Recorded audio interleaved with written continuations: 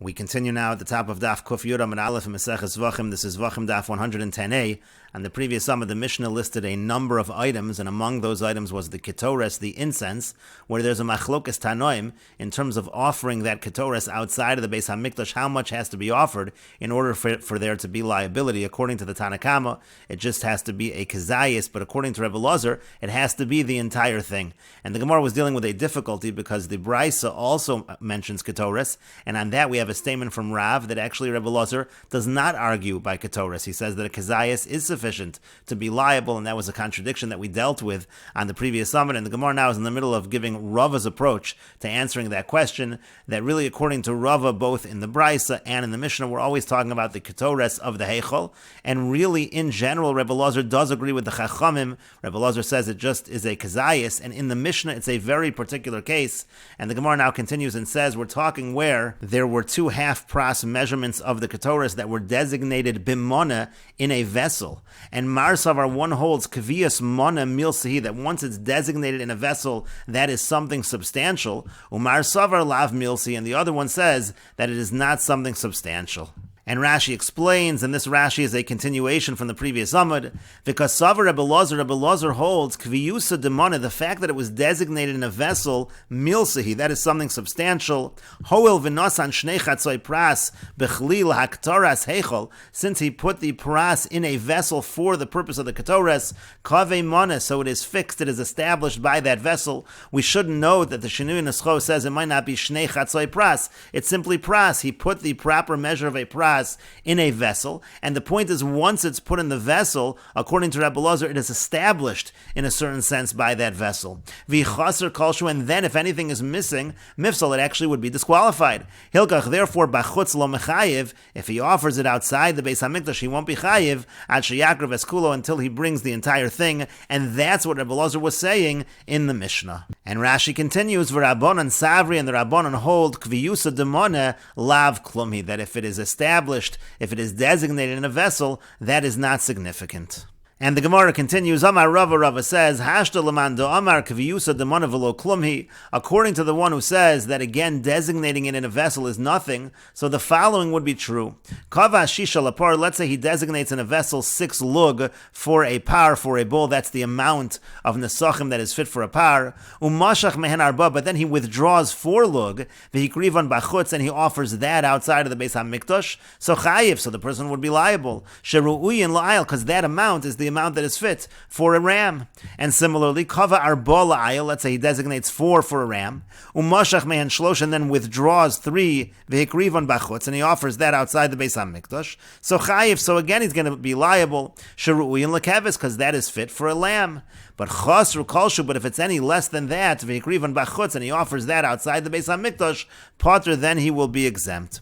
Rashi explains, Kava shisha lugan dehu chatzi ahin. That's the half hin, which is mentioned in the pasuk l'nischei par, for the libations of a bull. Unesanan b'kli, again he puts it in a vessel. Umashach arba mehen, he takes out 4 of them. V'ikrivan bachutz, and he offers it outside the Beis Hamikdash. Chayav, he'll be liable. Sharei ru'uyin b'fnim la'il, because that is an amount that is fit inside for a ram. But potter, but if it's less, again, if it's less than 3, so then we're going to say exempt. Debasar mishloshas lugan lo chazu b'fnim, because less than 3 lug, that's not fit at all inside the Beis HaMikdash. And the Gemara continues with another answer again to the question, why is it that in the Mishnah by the ketores there's a machlokas tanoim? Rebbe Lozer says that over there the entire amount needs to be offered outside the Beis HaMikdash to be liable, but we said in the Brisa that everybody actually agrees by the ketores that one just needs to offer a kezayis to be liable. And this answer of Rav Ashi that we're about to read is really the same answer as Abaya. Abaya answered on the previous Amud that actually the machlokas tanoim in the Mishnah is specifically talking about the ketores and the kodesh kadashim an Yom Kippur, and the issue is, do we learn penim michutz, meaning to say, we know that by the regular ketores a kezayis is enough, and so the question then is, do we say the same thing when it comes to the kodesh kadashim, that the kezayis is enough? The Rabbanan say yes, the kezayis is enough, but the Rebbe Lozer says that's not the case, because the pasuk actually says an amount, it says malo chafnav, that's what Abaya suggested, but the problem is, why would we learn penim michutz? Because the Gemara said we have an example where we don't even learn chutz michutz. And to that, Rav Ashi answers, Rav Ashi Omar, nisuch mehaktara, that example that we had in the previous Amud, where we don't learn chutz michutz, that was to learn libation from burning. So that lo yalfi rabbanan, that the rabbanan don't learn. Afagav the chutz michutz, lo yalfi, even though it is a case of chutz michutz, you don't learn that out. But haktara mehaktara, but burning from burning, so yalfi, that they would learn, and so therefore again you would learn the kodesh kadashim case, the case of panim, from the case of chutz. You would learn that because it's all haktara, it's all burning. Afagav the chutz mipnim, even though again that is a situation of chutz mipnim, and other gersos are again it's panim michutz, because we're really learning panim and michutz. And Rashi explains, Rav Ashi says, Liolam kedetirtza Abaye, really it's like Abaye answered, the v'haktara shel panim bachutz pligi, they're arguing about panim bachutz, meaning uvemelef panim michutz, learning the inside, meaning the kodesh kadashim ketoras on Yom Kippur, from the ketoras that's brought in the heichel. Udikakasha loch, and the question that was asked in the previous Amud, hashta chutz mechutz lo yalfi rabbanon, the rabbanon don't even learn chutz from chutz, lo dami nisuch la'aktara, you can't compare a libation case to a burning case. The nisuch me'aktara lo yalfi rabbanon, a libation from a burning, that the rabbanon don't learn. Again, that was talking about a situation where essentially the amount of libation is more than a kazayis. There are several zaysim, so maybe we should learn one from the other. That they don't learn. V'afagav the chutz michutz, even though it's all chutz, it's all on the outer mizbeach. Avol ketorah shel panim, mi ketorah shel heichel, but to learn ketorah shel panim, the kodesh kadashim lefnai v'lefnim, from the ketoras of the heichel, yalfi, that they would learn out. V'afagav the panim michutz, even though that's a case of panim michutz. And the Gemara continues at the two dots. The Mishnah said, "V'chulan shechasru," in all of the cases of the Mishnah, like kometz, levona, etc. If any of them are missing anything, and then the person offers them up outside the Beis Hamikdash, so there is no liability because they are chaser. And the Gemara asks, Iboy Lahu, they had the following question, Chisaron de chutz, let's say it goes missing, it gets lost, but it's already outside of the Beis HaMikdash when that Chisaron happens. Shmei Chisaron or lo Shmei Chisaron, is that called missing, or is that not called missing? Rashi explains, Chisaron de chutz hotzion shleimim, meaning he took them out and they were whole, and he took them lachutz, he took them outside. V'chasru le'ibud, and then they were missing, meaning they got destroyed, they were lost. Again, that's talking about a situation where he took them shleimim lachutz, outside the Beis HaMikdash, and then they became chaser. Shmei chisaron, is that called chisaron? Vimhela, as hameshuyar b'chutz pater. Then if he would offer up whatever is remaining outside of the Beis HaMikdash, he would be pater because it's chisaron. O lo shmei chisaron, or maybe it's not a chisaron. V'chayev l'rabbanan, and then according to the rabbanan, the person would be obligated, he would be liable, ki'ilu kulo kayim, as if it was all there, because again, according to the rabbanan, as opposed to Rebbe Elazar, according to the rabbanan, the halach is if you offer up just a kazayis, there's a liability, but it just can't be chaser. And so the question is whether this is considered chaser or not. And the Gemara continues and explains the question, Mi amrinan, do we say, Kevon din nafak, since it already went out of the Beis HaMikdash, out of the Azara, so if saluluhu, so at that point in time it's already puzzle, it's already disqualified. Mali chaser, mali yaser, what's the difference if it's missing or it's not missing? It shouldn't make any difference. Odilma, or maybe yotze diise be'ene in, if it leaves the Beis HaMikdash but it's still in front of us, so yes, then there can be liability. But the lase be'ene lo, but if it's not in front of us anymore, if it's chaser, then no, there is no liability. And the Gemara continues, Amar Abaye, Abaye says, Tashma, come in here, a proof from our Mishnah. Rebbe Elazar poter at sheyakrev eskula, and this was Rebbe Elazar's shita. He says a person is exempt if he again offers it up outside the Beis HaMikdash until he brings the entirety, the whole item. It's not enough to bring a kazayis, and so therefore we want to bring a proof from there. As Rashi says, at sheyakrev kulo alma kule ba'in, you need to have the entire thing. So if it's chaser, it doesn't matter if it was chaser outside the Beis HaMikdash or inside the Beis HaMikdash. That's the proof of Abaye. But the Gemara continues, Amar le Rabba bar Rav Chanan li Abaye, Rabba bar Rav Chanan said to Abaye, Mid Rebbe Elazar Poshet Mar, is the master trying to answer this question from the Shita of Rebbe Elazar, meaning to say that has nothing to do with our question. Rebbe Elazar has a different Shita. Rebbe Elazar happens to hold you have to offer the entire thing. That has nothing to do with the chaser at the end of the Mishnah. Rashi explains, Mid Rebbe Elazar Poshet Mar Bitmiya, this is a question. Rebbe Elazar afilu bekulo kayim nami poter. Rebbe Elazar would say, even if nothing was missing and it wasn't all offered up, the person person would be exempt. V'anon l'Rabbanan miboilan, we're asking a question specifically within the Rabbanan. The mechayvi bekulo kaim, they say that if some of it is offered when all of it is around, they say chayiv. Umodu b'shechaser b'fnim, and we know that they admit that if some of it is missing and went missing b'fnim, then there will be no liability, and that's the nature of this question, and so therefore you can't really answer the question from Rebbe Lozer. And the Gemara continues, Abaye responds, Zomar le, Abaye said back to him, Beferish shmi li mine de Rav, some have the gears here of Damar, I heard explicitly in the name of Rav, or in the name of the Master, Adkan lo pligi Rabbanon oled Rebbe Lozer, Ela di ise be'eni, the Rabbanon only argue on Rebbe Lozer when it's still in front of us. Then the Rabbanon say that if just a kazayas is offered up b'chutz, there's liability. Aval b'chisarn, but if something is missing, module, then they admit to Rebbe Lozer that there's no liability. And maybe we can bring proof from that, because lav de chaser b'chutz, doesn't it mean that even in a situation where it's chaser, but that chisaron happened b'chutz, it happened outside the azara, and so we see that it is a chisaron. The Gemara says, lo, no, that's not necessarily what it means, the chaser b'fnim. It might mean that it went chaser, that it was missing b'fnim while it was inside the azara.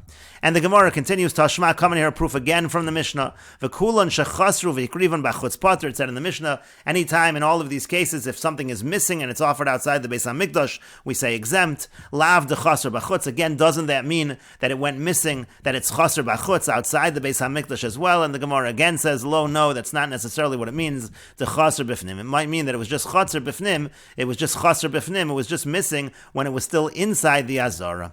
And the Gemara continues at the two dots, the Mishnah said, Hamakriv Kachim. It said if somebody offers Kachim, it's talking about offering the Kachim Bachutz, and it's talking about offering both the Emurim, the sacrificial portions, and the Basar and the meat. And so the Mishnah said the liability comes for offering up the Emurim outside the Beis HaMikdash, because that's the part that's generally offered on the Mizbeach. But the Gemara asks, Amai, why should one be chayiv if he's offering up both the meat and the Emurim? V'oika chatzitza, isn't there a separation?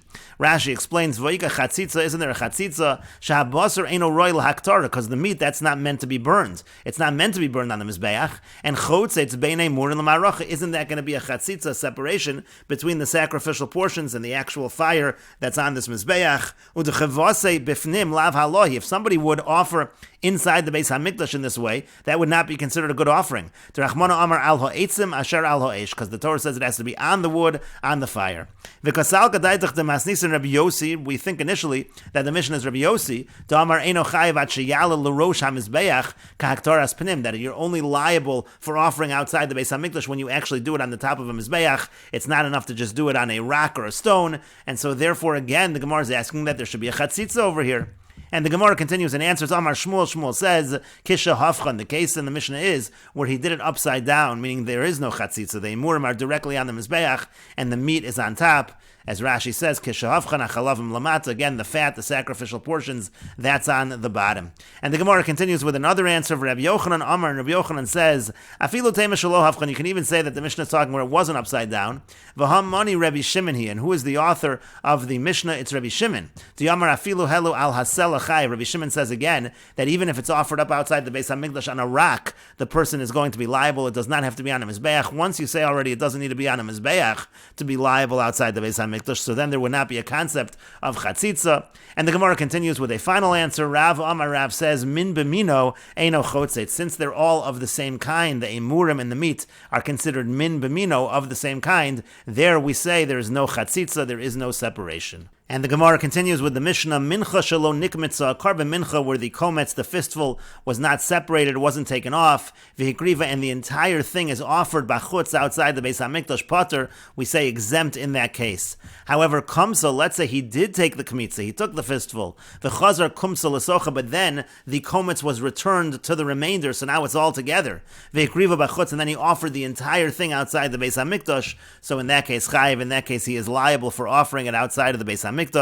And Rashi explains mincha shelo nikmitza, if the kometz was not taken lo chazi lefnim, it's not fit then to be offered inside the Beis HaMikdash. Normally the kometz is burned on the mizbeach, but in such a case where it wasn't taken, the fistful wasn't taken, it's not fit. Hilka chamakriva b'chutz pater. Therefore, if somebody does offer it outside the Beis HaMikdash, he is exempt. Kamsa v'chazor kumsa l'socha v'kriva b'chutz chayiv. If he did take the kmitza, but then the kometz went back inside and it all got mixed together with the remainder, and then he offers that b'chutz, b'chutz, he's chayiv shekayotze bo b'fnim ksheira, because if it would be offered in that fashion inside the Beis HaMikdash, it actually would be acceptable or be kosher. Kedetanan b'hakometz, like we learned in the Mishnah in hakometz and menachos, nesarev kumsa b'shireha, if the kometz gets mixed up with the rest of the karban mincha, lo yaktir, he shouldn't burn that on the mizbeach. However, vim hikter, but if he does burn it on the mizbeach, also l'baylam, it does satisfy the obligation of the owner. And the Gemara says, v'amai, why? Meaning, why is it at the end of the Mishnah that if the kometz returns to the rest of the karban mincha and then it's offered, we say there is a liability, but we should say that that is not something that's fit to be offered inside, meaning on the mizbeach in the Beis HaMikdash, because livtili shirayim lakometz. Why don't we say that the remainder of the mincha is actually mavatal, nullifies the kometz? It's like you have no kometz. Rashi explains, v'niftali shirayim lakometz baruba. You have a majority over here. The shirayim are the majority. V'havikiman delese. It's like the kometz is not there. V'lo nechayvale. Therefore, there should be no obligation, no liability. Uv'menachos nami parchinan lo gabe haktoras pnim. In menachos, the same question is asked regarding burning it inside, meaning to say again on the mizbeach, burning it in the Beis HaMikdash.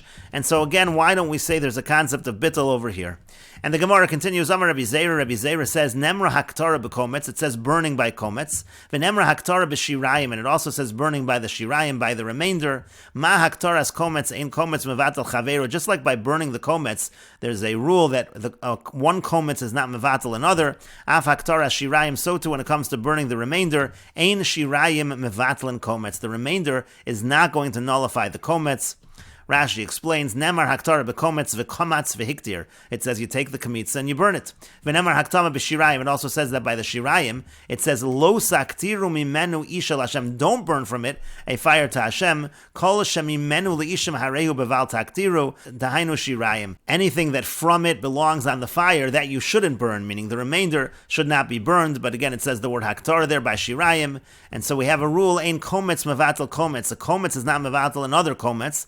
Afilu rabba olav, even if it's a majority. Kedamrinan b'hakometz rabba, like we say in hakometz rabba, v'lokach midam hapor midam hasoyer, hadover yodua shadam hapor meruba midam hasoyer. It's known that the blood of the bull is majority, is more than the dam hasoyer, the blood of the goat. Mikan la'olin she'in mevatlin zeh. From here we learn that which is offered up, one thing which is offered up is not mevatel, another thing which is offered up. Again, the idea that kometz is not mevatel kometz, and therefore we say as well that shirayim is not mevatel kometz. And the Gemara continues with the Mishnah, hakometz v'halavona, the kometz of the karban mincha, and the lavona, the frankincense, also of the karban mincha, as Rashi will say. This is talking about a minchas nedava, a mincha that's donated. So shehikrev es echod mehen b'chutz. Let's say one of those two items were brought outside of the Beis HaMikdash, either the kometz or the lavona. So according to the Tanakama chayiv, the person is liable for offering it b'chutz, and the reason is again because according to the Tanakama, the liability by b'chutz does not have to be the entire thing. But Rabbi Eliezer poter at shiyakrav es hasheni. Rabbi Eliezer says exempt until the second item is offered as well outside of the Beis HaMikdash, again because Rabbi Eliezer holds that the liability is only when the entire thing is offered.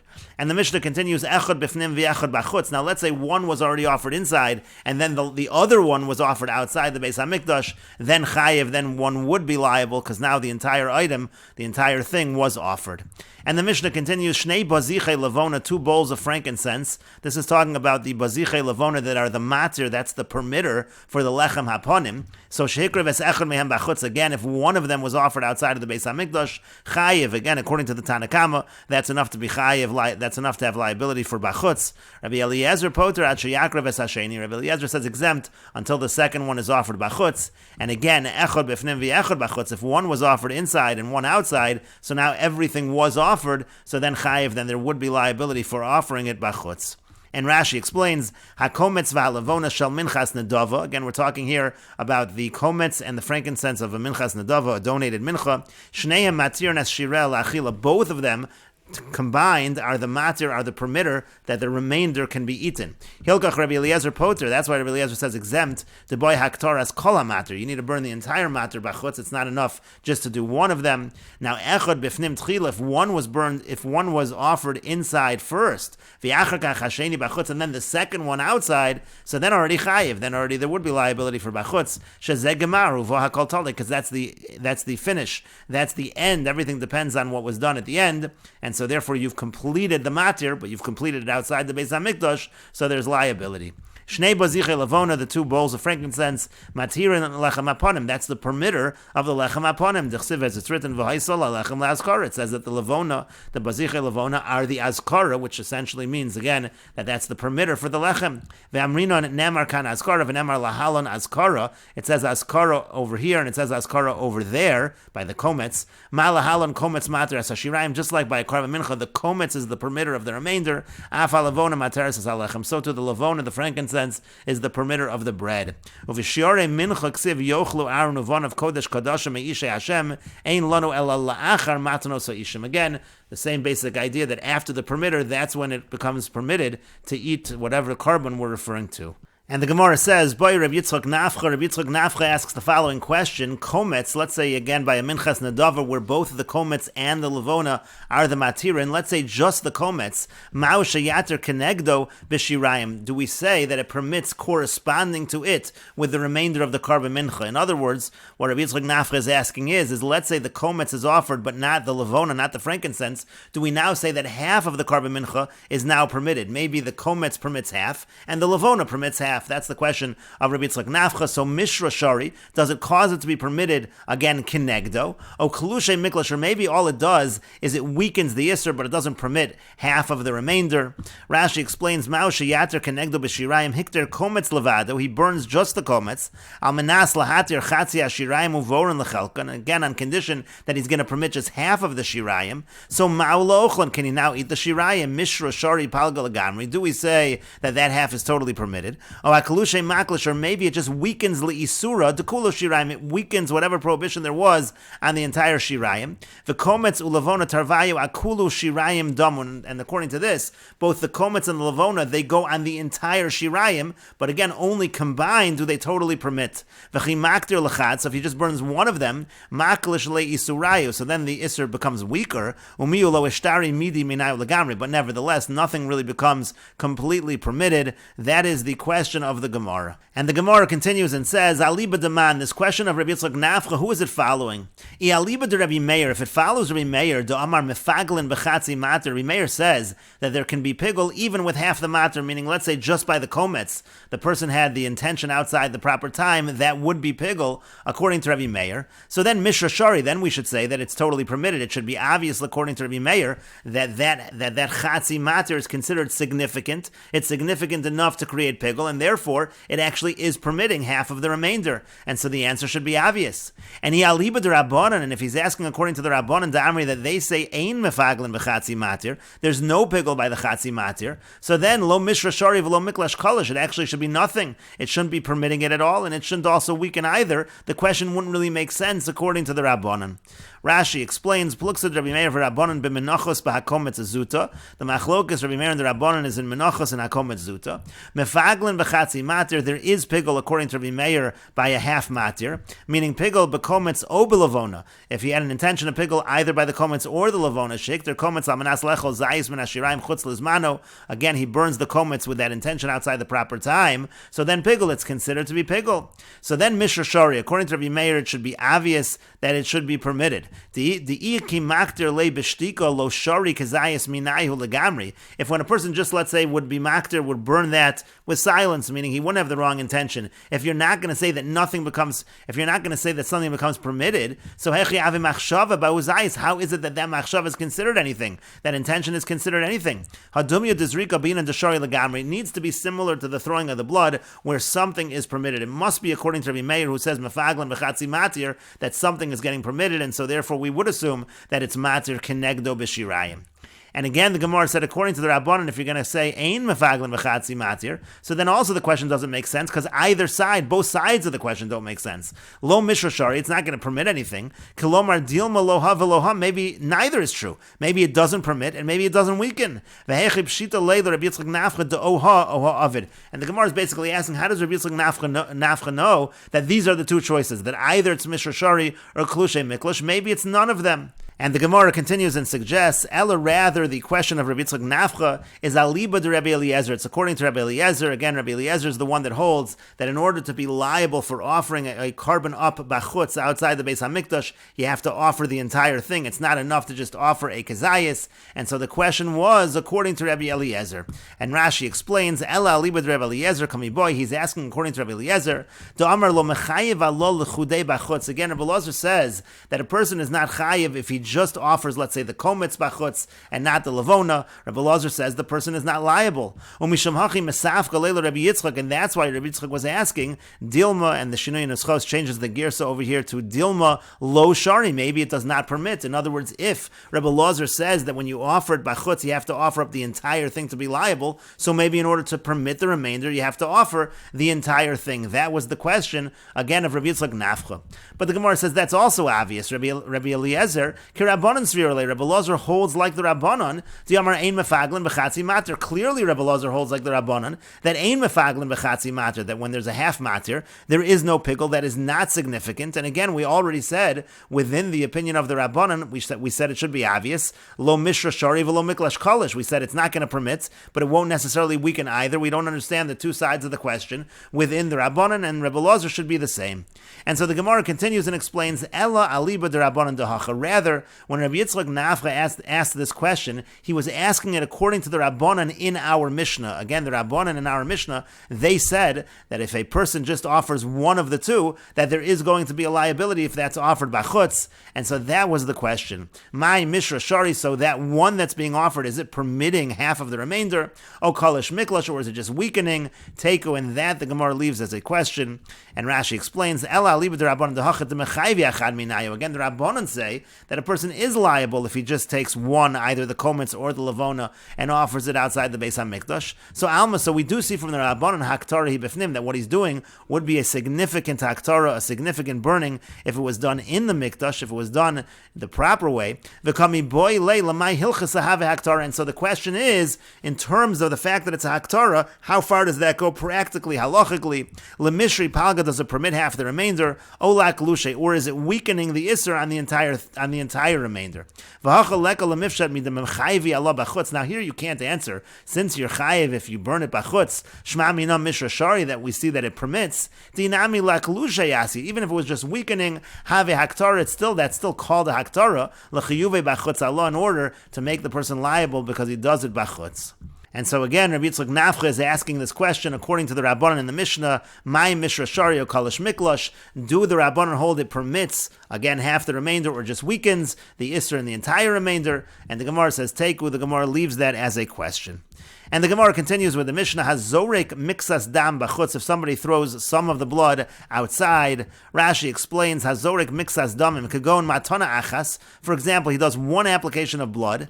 V'afilo mechatos hapnimios shekol matanosein ma'akvos. Even by the inner chatos, where all the various applications are required, he does one of those applications, for example, bachutz. And we will continue with this discussion in the next video on Daf Kuf Yud Amid Beis.